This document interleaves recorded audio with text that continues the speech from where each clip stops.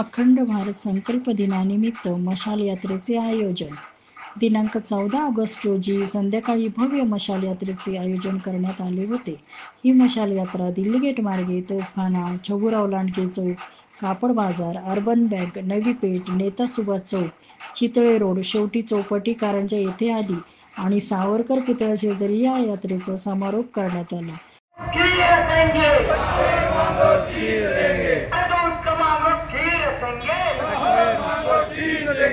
भारत माता की जय. मातरम मातरम वंदे मातरम.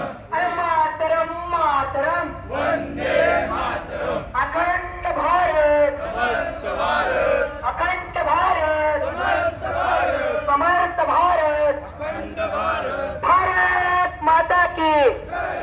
वंदे मातरम. जय श्रीराम.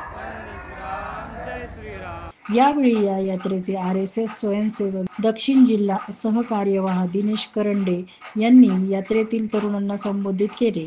आपण जो अखंड भारत संकल्प दिन जो साजरा करत आहोत, हा खरं म्हणजे एक आठवणींना उजाळा देण्याचा कार्यक्रम आहे. एक स्वप्न या भारत मातेचे काही पुत्र मनामध्ये बाळगून आहेत की आजच्याच दिवशी आमची ही मातृभूमी खंडित झालेली आहे आणि म्हणून या मातृभूमीला पुन्हा अखंड करण्याचा निर्धार, संकल्प, याला पुन्हा उजाळा देण्याकरता आपण या ठिकाणी सगळे जमलेलो आहोत.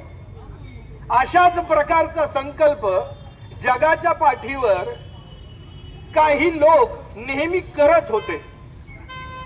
जगाच्या पाठीवर असलेला एक समुदाय ज्याला ज्यू म्हटलं जायचं, या ज्यू समुदायाला देशोधडीला लावलं गेलं, त्यांच्या मातृभूमीतून त्यांना हुसकावलं गेलं. जगभर परागंदा झालेले लोक हे विखुरले गेले. मात्र जेव्हा जेव्हा दोन इस्रायली आपल्या बांधवांना भेटत, तेव्हा गप्पा किंवा बोलणं झाल्यानंतर जेव्हा ते एकमेकाचा निरोप घेत, तेव्हा ते आशावाद व्यक्त करत की पुढच्या वेळेला जेव्हा आपण दोघं एकत्र भेटू तेव्हा नक्कीच आपल्या देशात भेटू. अशा प्रकारे इस्रायली लोकांनी, ज्यू लोकांनी ते स्मरण सतत केलं.